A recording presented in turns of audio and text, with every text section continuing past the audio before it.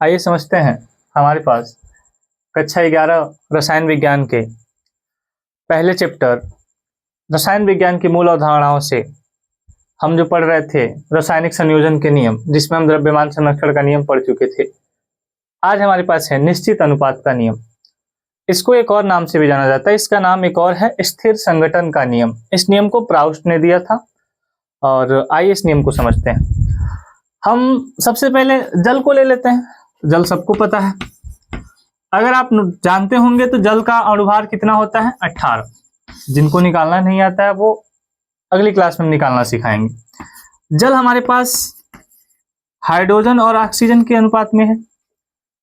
ध्यान से अगर देखा जाए तो हाइड्रोजन कितने अनुपात में है? 2 संबंध और ऑक्सीजन, हाइड्रोजन का परमाणु भार 2 और ऑक्सीजन का कितना हो जाएगा? 16।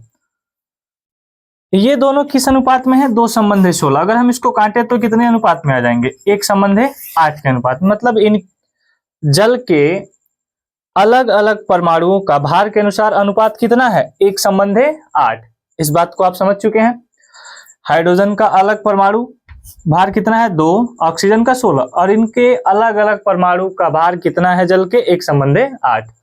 अब समझते हैं नियम कहता क्या है। आप जल मन करे तो नाली से उठा लाइए, मन करे जर्मनी से उठा लाइए, मन करे अपने कॉलेज से उठा लाइए, मन करे अपने घर से उठा लाइए, जहां से मन करे दुनिया के विश्व के किसी कोने से आप जल उठा लाइए। क्या कभी इस अनुपात में फर्क पड़ना है? जल कभी मिलेगा तो आपको H2O के रूप में ही मिलेगा और H2O का अनुपात कितना होगा? 1 संबंध 8। अब नियम को पढ़िए। नियम कहता क्या है? इस नियम के अनुसार यौगिकों में उपस्थित प्रत्येक परमाणु का जो भार है, भार के अनुसार अनुपात सदैव समान रहता है, चाहे यौगिक विभिन्न स्रोतों से प्राप्त किया गया हो। अर्थात यह नियम यौगिक के बनने अथवा प्राप्त करने पर निर्भर नहीं करता।